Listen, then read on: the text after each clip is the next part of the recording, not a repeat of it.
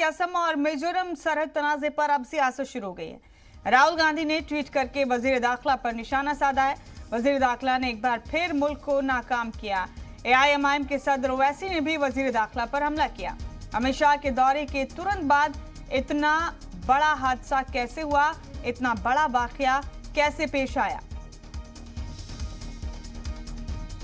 तो असम और मिजोरम को लेकर अब सियासत शुरू हो गई है। राहुल गांधी ने ट्वीट करके वजीर दाखिला अमित शाह पर निशाना साधा और AIMIM सदर असदुद्दीन ओवैसी ने भी वजीर दाखिला पर निशाना साधा।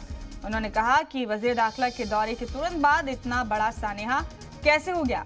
राहुल गांधी ने लिखा कि एक बार फिर मुल्क को वजीर दाखिला ने नाकाम कर दिया है। बता दें आपको कि पिछले कुछ वक्त से असम और मिजोरम में सरहद को लेकर चल रहे तनाजे पर यह सियासत हुई है। दोनों ही रियासतों की सरहद पर गुज़िश्ता रोज पुरतशद्दुद झड़प भी हो गई, जिसमें 6 पुलिस एहलकार के शहीद होने की खबर भी है। ये बड़ा अपडेट इस वक्त का आपको बता रहे हैं।